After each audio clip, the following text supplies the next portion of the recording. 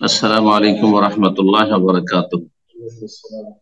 إن الحمد لله نحمده ونستعينه ونستغفره ونعوذ بالله من شرور أنفسنا ومن سيئات أعمالنا. من يهده الله فلا مضل له ومن يضلل فلا هادي له. وأشهد أن لا إله إلا الله وحده لا شريك له وأشهد أن محمدا عبده ورسوله صلى الله تعالى عليه وعلى آله وصحبه وسلم تسليما كثيرا. أما بعد, সম্মানিত শ্রোতা দর্শক মন্ডলী, আল্লাহ রাব্বুল আলামিনের প্রশংসা এবং প্রিয় নবী সাল্লাল্লাহু আলাইহি সাল্লামের উপর সালাত ও সালামের পর যে যেখান থেকে আমাদের সাথে আজকে যুক্ত হয়েছেন বা হবেন তাদেরকে আল্লাহ রাব্বুল আলামিনের পক্ষ থেকে সালাম এবং রহমত বরকতের দোয়া দিয়ে শুরু করছি। এবং আমাদের বিষয়বস্তু আজকে, তার আগে আমাদের তারিখ যেটা ধারাবাহিক আমরা বলে আসছি, আজ 23 রজব 1445 হিজরি মোতাবেক, আজ 23 রজব 1445 হিজরি মোতাবেক 4 ফেব্রুয়ারি 2024 আমাদের ধারাবাহিক আলোচনা ফিকহুস সালাত, সালাতের মাসাইল, পর্ব নম্বর 32। আজকের বিষয়বস্তু হচ্ছে জুমা এবং জামাত পরিত্যাগ করার অজুহাত, অর্থাৎ যেসব কারণে জুমা এবং জামাত ছাড়তে পারবেন একজন মুসলিম, যার উপর জুমা ফরজ, জামাত ফরজ, অথচ তার এমন কোন অজুহাত রয়েছে যেসব কারণে বা যার কোনো একটি কারণে জুমা ত্যাগ করতে পারবেন বা জামাত ত্যাগ করে একাকী সালাত আদায় করতে পারবেন। বেশ কিছু বিষয় রয়েছে এখানে, ইনশাআল্লাহ তাআলা আমরা প্রথমে সেই বিষয়গুলি আলোচনা করছি। প্রায় এখানে লেখক 7টি বিষয় উল্লেখ করেছেন, আর এর অতিরিক্ত যেগুলো এই ধরনের রয়েছে সেগুলি এর অন্তর্ভুক্ত হবে। জি, এই 7টিতে যে সীমিত থাকবে তা নয়, এই ধরনের আরো যেসব কারণগুলি হতে পারে জুমা এবং জামাত ছাড়ার, সেগুলি এর মধ্যে সামিল হবে। আর তার সাথে কিছু আনুষঙ্গিক মাসাইল রয়েছে। বলছেন লেখক রাহিমাহুল্লাহ তাআলা, আযার ও তারকিল জুমআতি ওয়াল জামাহ, জুমা এবং জামাত ছাড়ার ওজর সম্পর্কে।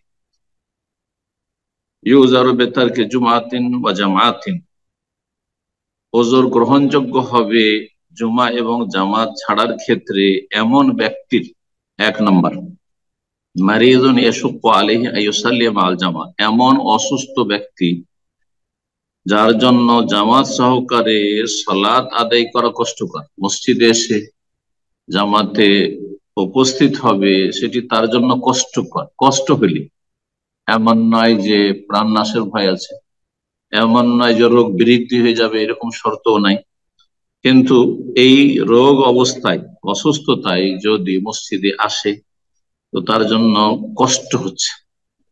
একটা হচ্ছে স্বাভাবিক কষ্ট আসা, ঠান্ডার সময় কষ্ট, প্রচন্ড রোদের সময়, গরমের দেশে আরব দেশগুলিতে গরমের সময় কষ্ট, জোহর আসরে কষ্ট, ঠান্ডার দেশে ঠান্ডার কারণে কষ্ট না, এগুলো গ্রহণযোগ্য ওজর নাই। এছাড়া ঘুম চাপছে, সেজন্য কষ্ট, ঘুম থেকে উঠা কষ্ট, স্বাভাবিক এটা কষ্ট আছে না, এগুলো গ্রহণযোগ্য নয়। কিন্তু শারীরিক কষ্ট, এমন কষ্ট রোগের কারণে যে জামাতে গেলে বড় কষ্ট হয়, অন্ধ মানুষ জামাতে গেলে তাকে নিয়ে যাওয়ার কেউ নেই, এরকম খোঁড়া মানুষ চলতে পারে না, অসুস্থ মানুষ মসজিদে গেলে আসলে তার অসুবিধা হয়ে যায়, শ্বাসের এত বেশি কষ্ট রয়েছে, ধরুন যে সে হাঁটাহাঁটি করলে তার শ্বাসকষ্ট এমন হয়ে যাবে যেটা বড় কষ্টের বিষয় ইত্যাদি। এক কথায় শারীরিক কষ্ট, অসুস্থতার কারণে যদি হয় তাহলে জামাত ছাড়তে পারবে। 2 নম্বর হচ্ছে ওয়া মুদাফিউ আহাদিল আখবাসাইন, দুটো নোংরা বস্তু তো কোনো একটি যদি চাপ সৃষ্টি করে, অর্থাৎ পেশাব অথবা পায়খানা, মলমূত্রের বেগ রয়েছে, চাপ রয়েছে, এই অবস্থায় জামাত শুরু হয়ে গেছে। এখন আপনি পেশাবে যাবেন না আপনি মসজিদে জামাতে শরীক হবেন? যদি যান, আপনার বাথরুমে যান, তো জামাত শেষ হয়ে যাবে। তো এই ক্ষেত্রে জামাত মাফ, জামাত মাফ, কারণ এইরকম অবস্থায় যখন মানুষ পেশাব পায়খানা চাপে থাকে তখন কোনো খুশু হবে না। সালাতে যদি লেগেও যায় কোন খুশু হবে না। এমনকি সে মসজিদ খারাপও করে দিতে পারে, যার ফলে এই অবস্থায় সলাৎ পড়া নিষেধ। রাসূলুল্লাহ সাল্লাল্লাহু আলাইহি ওয়াসাল্লাম নিষেধ করেছেন, লা সলাতা বিহাদরাতি তাম ওয়ালা হুয়া ইউদাফিউল আখবাসান। সেই হাদিস, কোন সলাৎ হবে না বেহাজারাতে তম, যদি খাবার একেবারে দস্তরখানে উপস্থিত হয়ে গেছে আর প্রচন্ড খিদে আছে। এমনি সাধারণ অবস্থায় না, আজকাল যেমন সাধারণ মানুষ দিনে 3 বার করে খাচ্ছেন, খাবার দুপুরে হাজির হয়ে গেছে জোহর আগে, অথবা এশার সালাতের সময় খাবার হাজির হয়ে গেছে। না, এটা নয়, এটি ওজর গ্রহণযোগ্য নয়। কিন্তু সারাদিন মানুষ না খেয়ে আছে, সফর থেকে এসে প্রচন্ড খিদে আছে, এই সময় ছটপট করছে খিদায়, গরিব মানুষ খাবার পেয়েছে, অনাহারে ছিল, এই অবস্থায় যদি সালাতে যায় তাহলে সালাতে মোটেই খুশি হবে না, মনোযোগী হইতে পারবে না। সেই জন্য জামাত ছেড়ে দিয়ে আগে খাওয়া দাওয়া করবে, এইরকমই জামাত ছেড়ে দিয়ে পেশাব করবে, শৌচকার্য পূর্ণ করবে, আর তারপরে জামাত পেলো পেলো, যতটুকু পেলো পেলো, না পেলো একাই সালাত আদায় করবে। ইনশাআল্লাহ জামাতের সব পেয়ে যাবে, কারণ তার উদ্দেশ্য সৎ ছিল যে আমি যদি এইরকম পরিস্থিতির সম্মুখীন না হইতাম তাহলে জামাতের সালাত আদায় করতাম। এটি হচ্ছে দিন ইসলামের বড় গুরুত্বপূর্ণ একটা ফায়দার দিক, যে মানুষের নিয়তটা যদি সৎ থাকে, আমল না করেও নেকি বলে। একজন লোক তাহাজ্জুদ গুজার, তাহাজ্জুদ পড়ে, কিন্তু সেই ব্যক্তি অসুস্থতার কারণে তাহাজ্জুদ পড়তে পারলো না। ইচ্ছা ছিল, আল্লাহর আগে চেষ্টাও ছিল, কিন্তু জানতে পারলো না, ফজর হয়ে গেল, তাহাজ্জুদে সে নেকি পেয়ে গেল, নেকি পেল সে। সফরে গেছে, সেজন্য বেশ কিছু ইবাদত বন্দেগী যেগুলি করে, কোরআন তেলাওয়াত অথবা তাহাজ্জুদ ইত্যাদি, সফরের কারণে করতে পারলো না, তাহলে সে ব্যক্তি সেই নাকি গুলো পেয়ে যাবে।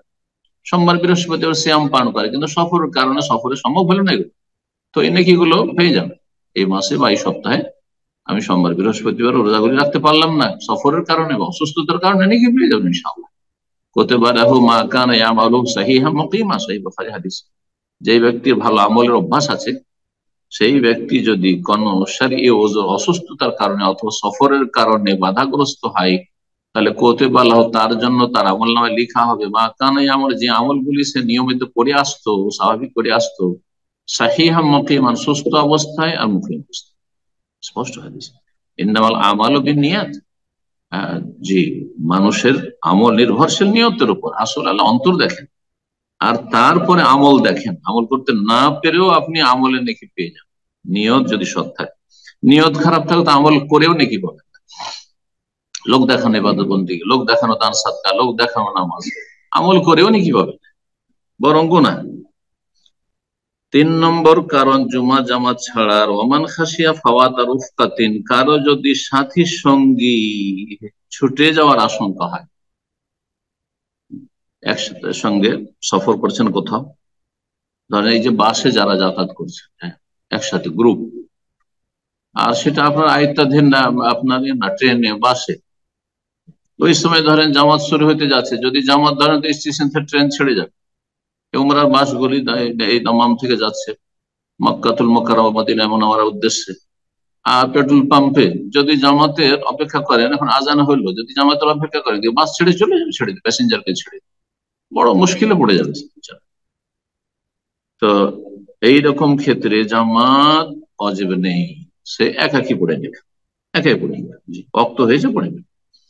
4 নম্বর ওজর হচ্ছে ওমান খাফা যারা নাফসিহি আও মালিহি আও রফিকিহি, যদি কারো আশঙ্কা থাকে যে আমি যদি জামাতে সালাত পড়ি তো আমার জীবনের ক্ষতি রয়েছে, কারো প্রাণ নাশের ঝুঁকি আছে, কেউ হয়তো মেরে দিবে আশঙ্কা করছে, দুশ্মন আছে, সে তাকে খোঁজাখুঁজি করছে, অথবা তাকে ওয়ার্নিং দিয়ে রেখেছে পেলেই মারবো, অথবা ধন সম্পদের জন্য আশঙ্কা রয়েছে। জি, বাড়িতে ধন সম্পদ আছে, চোর ডাকাতি এত বেশি যে বাড়ির বাইরে মসজিদে গেলে হ্যাঁ বাড়িতে ডাকাতি হয়ে যাবে বা চুরি হয়ে যাবে বাড়িতে, মাল সামান রেখে যাওয়া যাচ্ছে না, কোন এক জায়গায় একাই আছে, কেউ দেখাশোনার নেই, তাহলে জামাত মাফ। রাফিক অথবা সাথী সঙ্গী, সাথী সঙ্গী, আমার ক্ষতি হবে না কিন্তু আমার সঙ্গীর ক্ষতি হয়ে যাবে, তার তার জীবনের ক্ষতি হবে, তার শরীর স্বাস্থ্যের ক্ষতি হবে, অথবা তার ধন সম্পদের ক্ষতি হবে ইত্যাদি। তারপরে 5 নম্বর কারণ হচ্ছে আও তাআজ্জাবে মাতারিন আও ওয়াহলিন, জামাত জুমা কখন মাফ হবে? যদি প্রচন্ড বৃষ্টির কারণে অথবা কাদা বন্যার কারণে, এসবের কারণে যদি কষ্ট হয়। মসজিদে গেলে আপনার বৃষ্টিতে ভেজা যাবে, মসজিদে গেলে কাদাতে আপনার কাপড় চোপড় খারাপ হয়ে যাবে, সামান্য কাদা নয়। আমাদের দেশে তো প্রায় জায়গাতে গ্রামে যারা বসবাস করে মসজিদে একটু কাদা পানি লাগবে, তো এরকম নেই খুব বেশি কাদা রয়েছে অথবা বর্ষা বৃষ্টি হচ্ছে খুব বেশি, মসজিদে গেলে ভিজে যাবে। এই ক্ষেত্রে নবী সাল্লাল্লাহু আলাইহি ওয়াসাল্লামের হাদিস রয়েছে, সাহাবায়ে কেরাম বর্ষা বৃষ্টির দিনে তাদেরকে বলেছেন, মুয়াজ্জিনকে যখন হাইয়া আলাস সালাহ হাইয়া আলাল ফালাহ আসলো, তখন হাইয়া আলাস সালাহ হাইয়া আলাল ফালাহ বলে নেওয়ার পরে অথবা সেই জায়গায় কয়েকটি পদ্ধতি রয়েছে, অথবা আজানটা পুরো শেষ করে নিয়ে, স্বাভাবিক আজান শেষ করে নিয়ে সাল্লু ফির রেহাল, আল্লাহ সাল্লু ফির রেহাল বা সাল্লু ফির রেহালে, তোমার নিজ নিজ বাসায় বাড়িতে সালাত আদায় করে নাও, বাড়িতে আদায়। যারা আসেনি আর যারা চলে এসছে তাদেরকে নিয়ে সালাত আদায় করে নেবে। এই ক্ষেত্রে জমা জমা কার জন্য? যারা মসজিদে চলে এসছে মাগরিব এসে জমা করে নেয়, বর্ষা বৃষ্টি প্রচন্ড হচ্ছে, জোহর আসর জমা করে নেন যদি খুব বেশি বৃষ্টি হয় তাহলে, আর আসা যাবে না হয়তো আসরে অথবা এসা। আর যারা আসতে পারেনি তাদের জন্য সাল্লু ফির রিহাল, তোমরা বাড়িতে নামাজ পড়ে নাও, জামাত মাফ। আর ইহিন শরীর অথবা প্রচন্ড ঝড় তুফান, ঝড়, ঝড়ে এসে জামাত ধরতে হবে এমন শরীয়তে কষ্টের বিধান নেই। লা ইউকাল্লিফুল্লাহু নাফসান ইল্লা উসআহা, দিন ইউসর, দিন সহজ। কোরআনে কারীমে আল্লাহ বলছেন, ওমা জাআলা আলাইক ফিদ-দীন মিন হারাজ, সূরা হজে বলছেন দিনে কোনো সংকীর্ণতা আর কষ্ট নেই, দিন খুব সহজ। সহিহ বুখারীর হাদিস, আর-দীনু ইউসরুন, সুতরাং যেটা সহজ সেটাকে কঠিন করবেন না। যারা সহজকে কঠিন করেছে তারাই চরমপন্থী হয়েছে, তারাই খারিজি হয়েছে, সেটা আংশিক হোক অথবা পরিপূর্ণ। জঙ্গিরা, জঙ্গিরা যে খাওয়ারিজ, কেন? কারণ তারা যা আল্লাহ করেননি কঠিন, সেটা তারা কঠিন করে ফেলেছে। আল্লাহ দায়িত্ব দেননি অস্ত্র ধরা, তার নিজেরা অস্ত্র ধরে ফেলেছে। অস্ত্র ধরার দায়িত্ব হচ্ছে যাদের কাছে প্রশাসন আছে, যাদের কাছে সেনাবাহিনী আছে তাদের। 6 নম্বর কারণ হচ্ছে অমান বেহাদারাতে তম।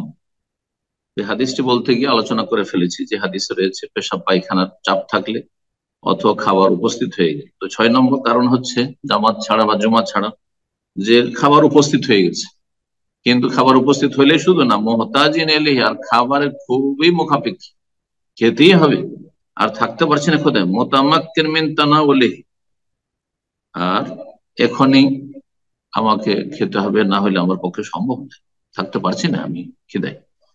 ওয়ালা ইয়াজালু যালিকা আদাতান লাহু, এটাকে অভ্যাস বানিয়ে নেবেন, আর প্রতিদিন এমনটা করবে না যে প্রতিদিন একটা অভ্যাস বানিয়ে নিয়েছে যে ঠিক যখন জামাত শুরু হতে যাচ্ছে তখন তার পরিবারের লোকেরা খাবার লাগিয়ে দেয়, আর এখন খেয়ে নি, না না, এটা চলবে। 7 নম্বর বলছেন জামাত জুমা ছাড়ার কারণ বা জামাত জুমা ছাড়ার অজুহাত বা ওজোর বলছে, এইরকম চিকিৎসক চিকিৎসায় নিয়োজিত আছে, 8 ঘন্টা 6 ঘন্টা যা ডিউটি থাকে, হারেসুন এইরকমই সিকিউরিটি, জি, পাহারাদার, রিজালুল আমন এইরকমই সেনাবাহিনী বা যারা আপনার নিরাপত্তা বাহিনী, যারা পুলিশ প্রশাসনে যারা রয়েছে, ওয়াল মাতাফি এইরকমই যারা আপনার ফায়ার সার্ভিসে রয়েছে, এমন এমার্জেন্সি ডিউটিতে রয়েছে যে সবাই ছেড়ে যাওয়া যাবে না, হঠাৎ করে এক্ষুনি এরকম কোন এমার্জেন্সি হইতে পারে। দেখছেন মসজিদে হারাম, মসজিদ নববীতে জামাত চলতে আছে, জুমা চলতে আছে, যাদের ডিউটি আছে তারা দাঁড়িয়ে আছে, জামাত চলছে, ইমাম সাহেবের ডানে বামে অথবা গেটে আপনার সিকিউরিটি দাঁড়িয়ে আছে, এটা ফরজ। না হলে অনেক ইসলামের দুশ্মন রয়েছে, ঘরের দুশ্মন, বাইরের দুশ্মন রয়েছে, যারা মুসলিমের ক্ষতি করে দিবে, মুসলিম জাতির ক্ষতি করে দিবে, বড় ধরনের ক্ষতি হয়ে যাবে। এইরকমই চিকিৎসক যদি হাসপাতাল ছেড়ে সবাই জামাতে চলে যান, তাহলে রোগী, অনেক রোগীর প্রাণ নাশ হবে। হঠাৎ করে এমার্জেন্সি রোগী আসুন, এইদিকে জামাতে নামাজ পড়তে গেছেন, না মোটেই জায়েজ। হঠাৎ করে আগুন লেগেছে আর ফায়ার সার্ভিসের যারা কর্মকর্তা সবাই চলে গেছে মসজিদে, জামাত চলবে না। তবে যদি 1-2 জনে যথেষ্ট হয়, 2জন থাকলে হবে, আর বাকিরা জামাতে চলে যায় তাহলে চলবে, বাকিরা চলে যায়। ওয়াগাইরুহুম ইত্যাদি ইত্যাদি মিম্মান ইয়াশতাগিলু বিমাসালিহিল মুসলিমিনা আদ-দারুরিয়া, যারা মুসলিমদের জনকল্যাণমূলক জরুরি কাজে, আবশ্যক কাজে ব্যস্ত রয়েছে, তারা জুমা জামাত ছাড়তে পারবে। ইযা জাআতুস সালাহ ওয়া হুম ইউআদ্দুনা আমালাহুম, যদি তারা সালাতের সময় তাদের ডিউটিতে কাজে নিয়োজিত থাকে। এই নয় যারা যারা ফায়ার সার্ভিসের, যারা চিকিৎসক, যারা সিকিউরিটি, তারা ডিউটির বাইরেও জামাত জুমা ছাড়তে পারে না, মোটেই জায়েজ, মোটেই জায়েজ। কিন্তু যেই সময় ডিউটিতে নিয়োজিত আছে সেই সময়টা জুমা জামাত তাদের মাফ। ওয়ালাহুম আন ইউসাল্লু বাদাল জুমাতে যুহরান ইনদাল হাজা, জুমা যে ছুটে গেল হ্যাঁ শারঈ ওযরের কারণে, গ্রহণযোগ্য ওযরের কারণে, তাহলে কি করবে? জোহর পড়ে নেবে। যেই ব্যক্তি জুমা পড়তে পারলো না সেই ব্যক্তি জোহর পড়ে নেবে। কিন্তু বিনা কারণে কেউ যদি জুমা ছাড়ে তাহলে জোহর অবশ্যই পড়বে, কিন্তু সেই ব্যক্তি কাবিরা গুনাহগার, কাবিরা গুনাহগার, বরং সেটি কুফর, কুফর করলো, ফরজ সালাত ত্যাগ করা হচ্ছে কুফর। আর এইভাবে অবহেলা করে 3 জুমা পরপর ছাড়লে হেদায়েতই হয়তো নসিব হবে না। এরপর বেশ কিছু আর মাসাইল, অন্যান্য মাসাইল বর্ণনা করছেন। কুল্লু মা আলহানিস সালাতি আও কানা ফি ইদাতুন লিল ওয়াক্তি আও দারারুন লিল বাদানি আও আল আকলি ফাহুয়া মুহাররাম। বলছেন যে সালাত থেকে কোনো কিছু যদি মানুষকে উদাসীন করে দেয়, ব্যস্ত করে দেয়, সালাতের সময় গাফিল হয়ে উদাসীন আছে, বেখবর, সালাতের কোনো পরোয়াই নেই, এমন যে কোনো কিছু, অথবা যাতে ইদাতুন লিল ওয়াক্ত, সময় নষ্ট হয়। সময়কে নষ্ট করলেন আপনি, সময়কে খুন করছে এক শ্রেণীর লোকেরা, তাও পাপের কাজে, এমনি নয় যে কোনো বৈধ কাজ, মুবাহ কাজ, পাপের কাজে সময় নষ্ট করছে। আও দারারুল লিল বাদানে, অথবা তাতে মানুষের দেহের ক্ষতি রয়েছে, স্বাস্থ্যগত ক্ষতি রয়েছে। আবিল আকলে, অথবা মানুষের মস্তিষ্কের ক্ষতি রয়েছে, মস্তিষ্ক বিকৃত হবে। কখমার, এই ধরনের যে কোনো কাজ হচ্ছে হারাম। সালাত থেকে যদি গাফিল করে, অথবা সময় নষ্ট করে, শরীর স্বাস্থ্যের ক্ষতি করে, অথবা ব্রেন বুদ্ধির মানুষের ক্ষতি করে, বিবেকের ক্ষতি করে, এই সমস্ত কিছু হারাম। উদাহরণস্বরূপ যেমন সময় নষ্ট করে লাইবিল ওয়ারাক, তাস খেলা, যদিও তাতে জুয়া না হোক, বিনা জুয়াতে অনেকে টাইম পাসের জন্য তাস খেলে, হ্যাঁ, অনেকে টাইম পাসের জন্য ক্যারাম বোর্ড খেলে, আর কি কি এইসব বিভিন্ন খেলা খেলে। হ্যাঁ, তো এইসব জায়েজ নয়, হারাম। শরবত খান, আর শরীর স্বাস্থ্যের ক্ষতি করে হচ্ছে ধূমপান, জর্দা, তামাক জাতীয় জিনিস, আর সীসা, হুক্কা, সব হারাম। অল মুস্কির, যা নেশাগ্রস্ত করে, যেমন মাদক দ্রব্য, অল মুখাদ্দের, আজ গাঁজা, গাঁজা, হিরোইন, এই সমস্ত কিছু হারাম, এই সমস্ত কিছু হারাম।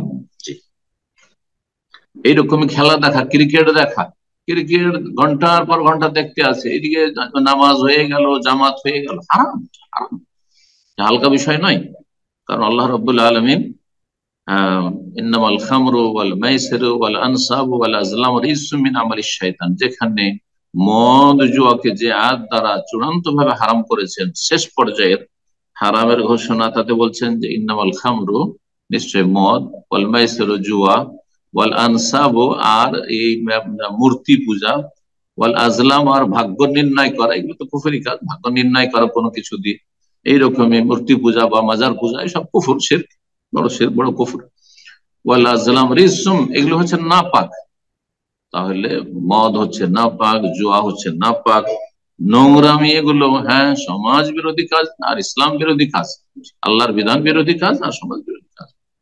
মিন আমালিশ শয়তান, এগুলি মানুষের কাজ না, এগুলো শয়তানের কাজ, এগুলি শয়তানের চালাদের কাজ। ফাজতানিবুহু লাআল্লাকুম তুফলিহুন, তোমরা সেগুলো থেকে বেঁচে থাকো যাতে করে সফল হতে পারো। ইন্নামা ইউরিদু শাইতান ইউকা বাইনাকুম আদাওয়াতা ওয়াল বাগদা ফিল খামরি ওয়াল মাইসিরি, মদ জুয়াতে তোমাদেরকে চাই শয়তান মদ জুয়ার মাধ্যমে কি, যে তোমাদের আসুদ্দাকুম আন যিকরিল্লাহ ওয়া আনিস সালাত। ইন্নামা ইউরিদু শাইতান ইউকা বাইনাকুম আদাওয়াতা ওয়াল বাগদা, শয়তান চায় যে মদ জুয়ার মাধ্যমে তোমাদের মাঝে শত্রুতা, বিদ্বেষ আর মারামারি, লড়াই সৃষ্টি করে দিক। আর যারা মদখোর, তারা মাতাল হয়ে মারামারি করে, বিভিন্ন পাপ করে, অন্যায় কাজ করে, এমনকি খুনও করে দিতে পারে, যে কোনো পাপ, মা বোনের সাথে জেনা ব্যভিচার করে দিতে পারে। এইরকমই আপনার জুয়া খেলার পরে যখন টাকা পয়সা হেরে গেল, অনেকে একসময় শুনেছেন স্ত্রীকেও হেরে যেত, হ্যাঁ, বাজিতে স্ত্রীকেও হেরে যেত, জমি জায়গা ধন সম্পদ সব শেষ করে দিত। টাকা পয়সা সব শেষ হয়েছে, আবার নেশা খেলা, যে না উদ্ধার করে, যে টাকা হেরেছে উদ্ধার করে, বাড়িতে আসার পরে টাকা পয়সা বাপের কাছে চাইছে, স্ত্রীর কাছে চাইছে, গয়না বিক্রি করে চাইছে, না দিলে খুন করে ফেলেছে। জি, ইউকিয়া বাইনাকুম আদাওয়াত ওয়াল বাগদা, শত্রুতা এবং বিদ্বেষ সৃষ্টি করে মুসলিম পরিবারে, মুসলিম সমাজে, মুসলিম জনগণের মাঝে, মানব সমাজে। এই সমস্ত পাপগুলি, জুয়া এবং মদ, ওয়াসুদ্দাকুম আন যিকরিল্লাহি ওয়া আনিস সালাহ, আর তোমাদেরকে বাধাগ্রস্ত করে আল্লাহর জিকির আজকার থেকে এবং বিশেষভাবে সালাত থেকে। তাহলে যে সমস্ত অন্যায় কাজগুলি, হ্যাঁ খারাপ কাজগুলি সালাতে বাধা দেয়, সালাতের সময় হয়ে গেছে অথচ সালাত আদায় করছে না, ব্যস্ত হয়ে আছে, সেগুলি হারাম। এটা হচ্ছে শরীয়তের ওয়াসুদ্দাকুম আন যিকরিল্লাহি ওয়া আনিস সালাহ। যদি খেলা দেখার কারণে আপনার নামাজ কাজা হয়ে গেল, জামাত ছুটে গেল, তাহলে সেটি হারাম, এতে কোনো সন্দেহ নেই। জি, এইরকমই অনেকেই কম্পিউটারে, হ্যাঁ আর মোবাইলে গেম খেলতে আছেন, অথবা এমনিতে নিজের অফিসের কাজ করছেন, আপনি আমি অ্যাকাউন্টস এর কাজ করছি, এই করছি সেই করছি, আর আপনার জামাত ছুটে গেল, নামাজের রক্ত চলে গেল, হারাম কাজ করলেন। জি, ফাহাল আনতুম মুনতাহুন, আল্লাহ বলছেন তাহলে ছাড়বে না ছাড়বে না তোমরা, এইভাবে আল্লাহ ধমক দিয়ে জিজ্ঞেস করছেন। জি, আল্লাহ হিদায়াত দান করে মুসলিম জাতি। এইরকমই বলছেন, উদাহরণস্বরূপ কাল জুলুস আমামা শাসাত তেলফাজ, হ্যাঁ টেলিভিশনের সামনে বসা। যে যুগে মোবাইল আসেনি সেই যুগে এই কিতাবটি লেখা হয়েছে, আজকে থেকে 30 বছর আগে, যখন টিভির যুগ ছিল কিন্তু স্মার্টফোন ছিল না, সেই জন্য যে মোবাইল ছিল না, তাই বলছেন যে টেলিভিশনের সামনে, টেলিভিশন স্ক্রিনের সামনে বসে থাকা, আর বিভিন্ন দৃশ্য দেখা, সিরিয়াল দেখা, সিরিয়ালটা দেখেই নি, এই মাঝখানে ছেড়ে দেবো না, এই করতে করতে জামাতই গেল, অক্ত গেল, জামাতও গেল, অক্ত গেল, অনেক সময় জামাত গেলেই হারাম সেটি। ওয়াগাইরুহু মিম্মা ইউরাদু ফিল কুফর ওয়াল খানা ওয়া রাজিলা, এমনকি তাতে কুফরি কথা, শিরকি কথা, ইসলাম বিরোধী কথা, ইসলাম আর মুসলিমদেরকে নিয়ে তাতে উপহাস করা হচ্ছে, এইরকম নোংরামি তাতে পেশ করা হচ্ছে, মহিলা পুরুষ একে অপরের সাথে আলিঙ্গন করছে, আউযুবিল্লাহ, এই সমস্ত সিরিয়াল দেখা, এইসব নোংরামি, আর এসব হচ্ছে হারাম। তারপরে বলছেন আর একটি মাসলা, সেটি হচ্ছে নাপাক অবস্থায় শরীরে নাপাকি লেগে আছে অথবা কাপড়ে নাপাকি লেগে, এই অবস্থায় যদি ইমাম সাহেব সালাত শুরু করে দেয়, জানে না যে তার কাপড়ে নাপাকি লেগে আছে, এর মাসলা বলছেন ইজা সাল্লাল ইমাম বিল জামাত বিনাজাসাতিন ইয়াজহালুহা, যদি ইমাম সাহেব জামাতের ইমামতি করে নাপাকি নিয়ে, নাপাকি শরীরে অথবা তার কাপড়ে লেগে আছে, ইয়াজহালুহা সেটা সে জানতো না, না জেনে, জেনে শুনে যদি নামাজ শুরু করে তাহলে তো হারাম কাজ, গুনার কাজ করছে, জানতো না, তাহলে আল্লাহ আল্লাহ মাফ করবেন তাকে। ওয়ান কাজাতিস সালাত, সালাত শেষ হয়ে গেছে, ফাসালাতুহুম জামিআন, সেই সালাত শেষ হয়ে গেছে, কাপড়ে ছিল নাপাকি লেগে, অথবা নামাজে যায় এখানে নাপাকি লেগেছিল, অথবা শরীরে নাপাকি লেগেছিল, পেশাব পায়খানা যা কিছু হোক, এরকম যে কোনো নাপাক অথবা রক্ত লেগেছিল, আর সেই অবস্থায় নামাজ পড়ে নিয়েছে, আর নামাজ শেষ হয়ে গেছে।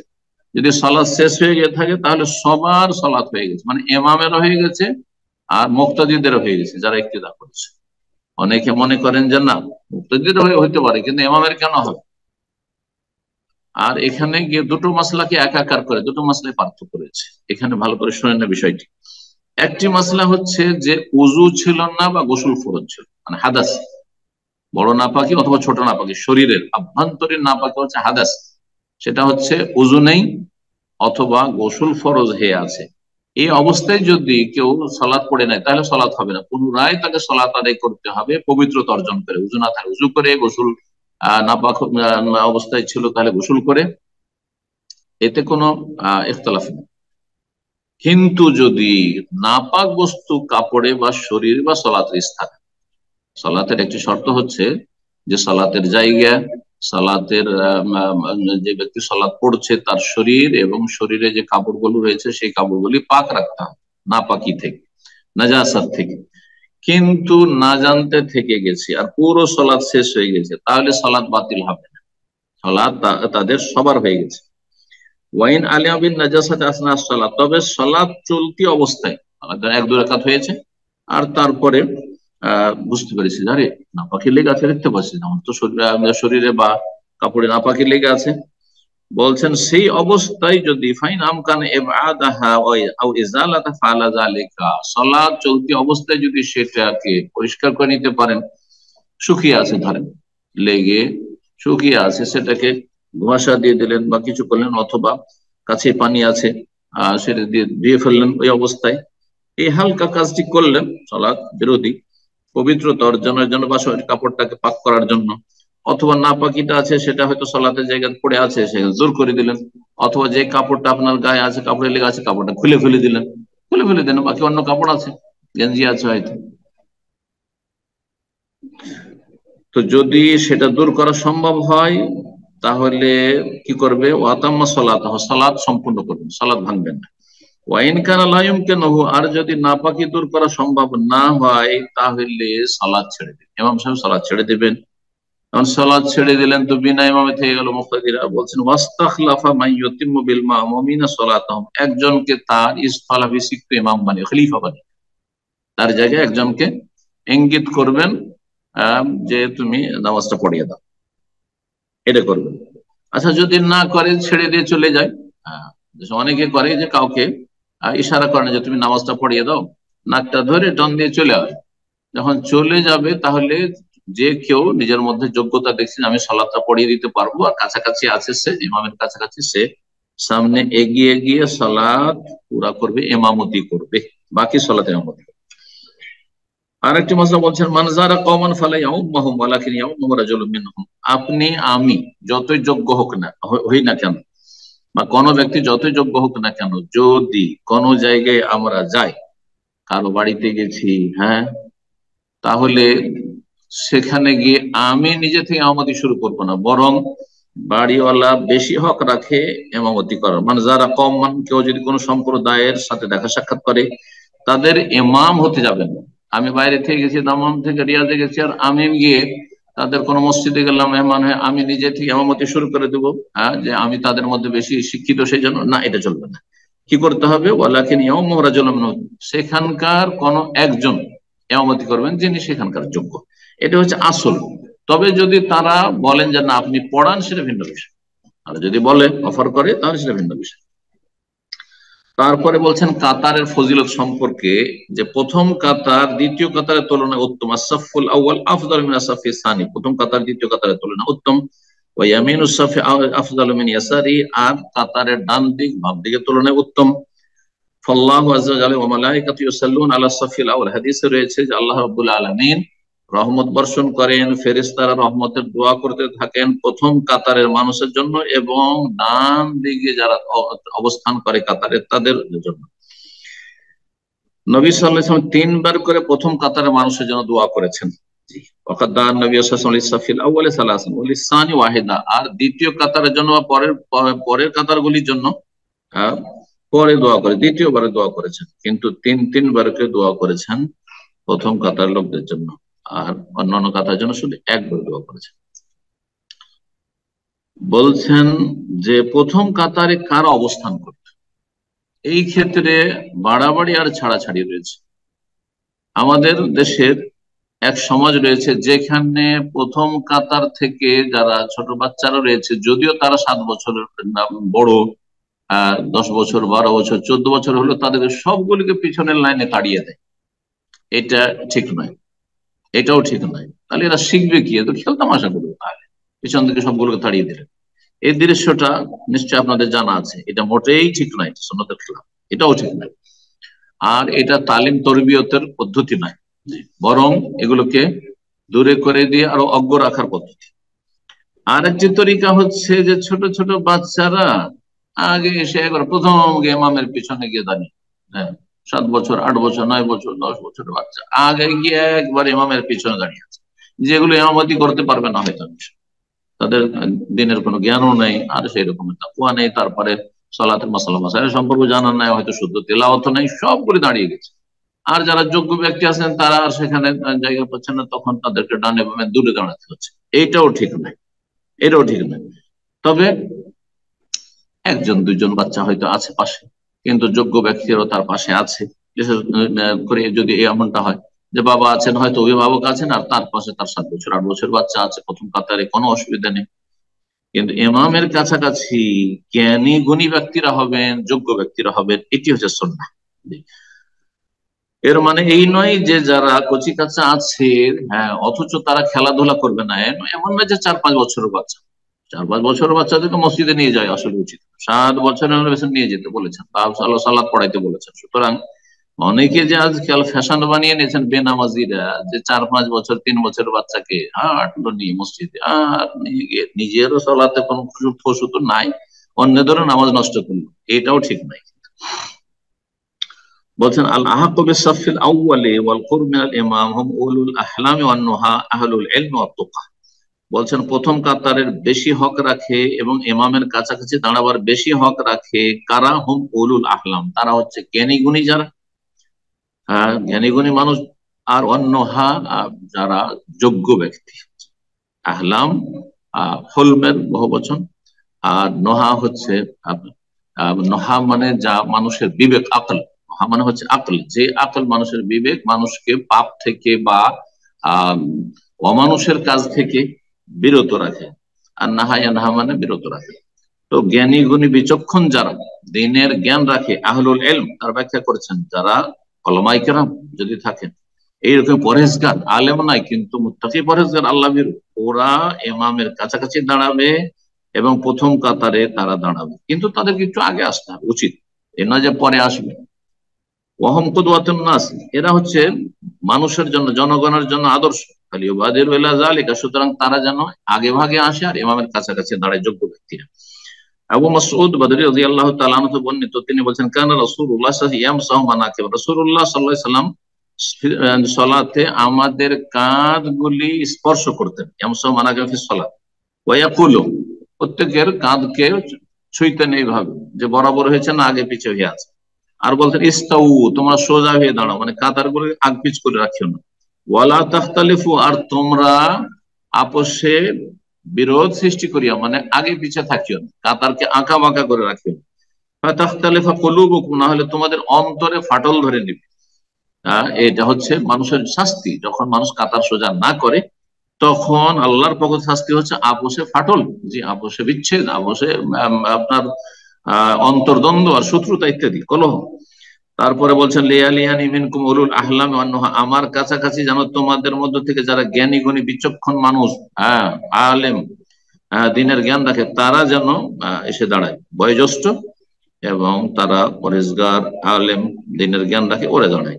সোম্মাল্লাযীনা ইয়ালুন, তারপরে দাঁড়াবে তারপরের স্তরের লোকেরা। সোম্মাল্লাযীনা, তারপরে স্তরের লোকেরা, অর্থাৎ বেশি যোগ্য লোকেরা আগের কাতারে দিয়ে দাঁড়াবে। একসাথে আসছেন আর যোগ্য লোকের আছেন, তাহলে সামনের কাতারে এগিয়ে দিতে হবে তাদেরকে। এই নয় যে 12 বছরের ছেলে, 15 বছর, 18 বছর, 20 বছরের ছেলে আসছে একজন 50-60 বছরের একজন ভালো আলেমের সাথে অথবা পরেশগার লোকের সাথে, আর ছো করে গিয়ে সামনের কাতারে দাঁড়িয়ে গেল, আর যার 50 বছরের মানুষ আলেম মানুষের পিছনে দ্বিতীয় কাতারে দাঁড়াচ্ছে। এইরকম যে অনেক সময় দেখা যায়, এটাও কিন্তু বেয়াদবি। জি, আখরাজাহু মুসলিম, সহিহ মুসলিমের হাদিস। আর একটি বিষয় শুধু রয়েছে, সেটা হচ্ছে সালাত লম্বা করার পদ্ধতি বা হালকা করার পদ্ধতি। সালাতকে কতটা হালকা করবেন করলে, আর সালাতকে লম্বা করবেন তো কেমন করে করবেন। সালাতের যে বিভিন্ন অঙ্গ প্রত্যঙ্গ গুলি রয়েছে, একটাকে শুধু লম্বা করলে হবে না। ধরেন শুধু আপনি তেলাওয়াতকে লম্বা করে দিলেন অনেক, কিন্তু রুকু সিজদা লম্বা না, এটা সুন্নতের খেলাফ। বা অনেকে তেলাওয়াত ছোট করছেন, রুকুও ছোট করছেন, আর সিজদা লম্বা পড়েই থেকে গেলেন আপনি, অনেকে করছেন, এটাও সুন্নতের খেলাফ। তো বলছেন এই মর্মে ইউসান্নুল ইমাম, ইমামের জন্য সুন্নত হচ্ছে ইযা তাআলাল কিরাআতা, যদি তেলাওয়াত লম্বা করে দীর্ঘায়িত করে, আতালা বাকিয়াতাল আরকান, তাহলে অন্যান্য যে অঙ্গ প্রত্যঙ্গ গুলি রয়েছে, অংশগুলি রয়েছে সালাতের, সেগুলিকে লম্বা করে। লম্বা হলে সবগুলি লম্বা হবে, একটা সামঞ্জস্যতা থাকবে। ওয়াইদা খাফফাফা, যদি হালকা করেন, খাফফাফা বাকিয়াতাল আরকান, সবগুলিকে হালকা করবেন। রুকু সিজদা সেগুলো হালকা করছেন, তাহলে আপনি তেলাওয়াত হালকা করবেন। তেলাওয়াত হালকা করেছেন, তাহলে রুকু সিজদা হালকা করবেন। এই মর্মে বারা বিন আযিব রাদিয়াল্লাহু তাআলা থেকে বর্ণিত হাদিস রয়েছে, তিনি বলছেন রামাতুস সালাত মা মুহাম্মাদিন সাল্লাল্লাহু আলাইহি ওয়াসাল্লাম, আমি মুহাম্মদ সাল্লাল্লাহু আলাইহি ওয়াসাল্লামের সাথে আমি সালাত দেখেছি।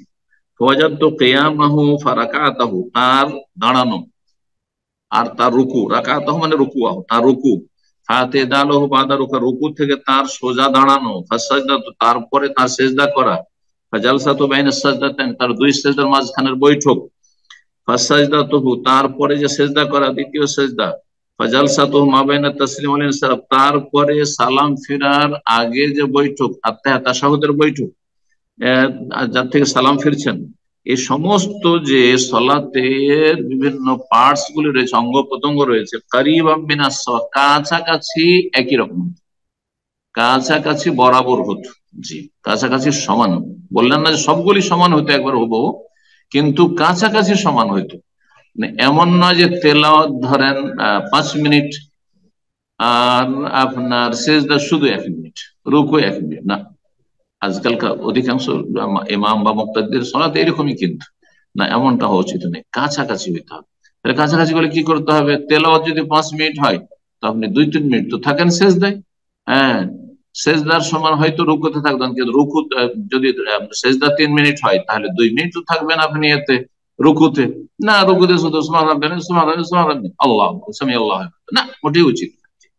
তো নবী সাল্লাল্লাহু আলাইহি ওয়াসাল্লামের আসলে সুন্নত মোতাবেক সালাত আজকাল অল্প কিছু লোকই হয়তো আদায় করছে, অধিকাংশ লোক সুন্নতের খেলাফ সালাত আদায় করছে। কারিবাম মিনাস সাওয়া, এই সমস্ত সালাতের অঙ্গ প্রত্যঙ্গ গুলি কারিবান মানে আনুমানিক, সাওয়া বরাবর হইতো, সমান সমান হইতো। মুত্তাফাকুন, বুখারী মুসলিমের হাদিস, সহিহ বুখারী 801 আর সহিহ মুসলিমের 471 নম্বর হাদিস। এখানে আজকের আলোচনা শেষ করছি। রব্বুল আলামিন আমাদের উপকারী জ্ঞান দান করেন, নেক আমলে তৌফিক দান করেন, গুনাহ খাতা থেকে বেঁচে থাকার তৌফিক দান করেন। আল্লাহ রাব্বুল আলামিন মাফ করেন, এবং আল্লাহ রাব্বুল আলামিন জান্নাতুল ফিরদৌস দান করেন, জাহান্নামের আযাব থেকে রক্ষা করেন, বালা মুসিবত দূর করেন। মুসলিম সমাজের যারা অসুস্থ, পেরেশানিতে রয়েছে, আল্লাহ তাদের অসুস্থতা দূর করে দেন, পেরেশানি দূর করে দেন। যাদের রুজির অভাব রয়েছে, রুজির ব্যবস্থা আল্লাহ রাব্বুল আলামিন করে দেন। আল্লাহ রাব্বুল মুসলিম উম্মাহকে হেফাজত করুন, তাদেরকে দ্বীনের দিকে, ইসলামের দিকে, মসজিদের দিকে ফিরে আসার তৌফিক দান করুন। ওয়া সাল্লাল্লাহু ওয়া সাল্লাম আলা নবিয়িনা মুহাম্মদ ওয়া আলা আলিহি ওয়া সাহবিহি আজমাইন।